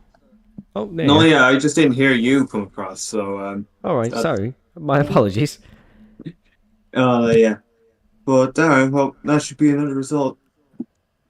Would you say, like, with having these kind of races, would you think the championship would be more? Do you need to be getting to win some races, or do you think this kind of consistency would be good enough for you based on that? the first two races you've seen? Well, at the start of the season, I'll just see how it goes. I'm not putting too much practice in, and because I had more important things to watch before this race, I was just came in, just see how it's going, and then if I have a championship fight, I'll obviously put more practice in during the end of the season. But I'll just hope for these consistent podiums now. Well, Darren, we're going to let you go and enjoy your evening. Thank you very much for joining us. We do greatly appreciate that. Well, ladies and gentlemen, that's all we do have time for here in Paul Ricard, a longer stream this week, and I'm very happy to say I think that is the most views we've ever had during the live broadcast. So thank you very much for that one, ladies and gentlemen. Absolutely epic scenes here in Paul Ricard. Next week we head to Portugal for the return of the Portuguese Grand Prix. And I suppose any opportunity to share that photo of 5 wide into turn 1, make sure to check out all our social channels, Instagram, Twitter, and you can join our Discord server as well, and of course popping a subscription on the Formula Virtual Racing YouTube channel. From myself and Brendan, thank you very much for joining us here in Le Castellet. We will catch you next week. Stay safe, stay well, and we'll see you next time.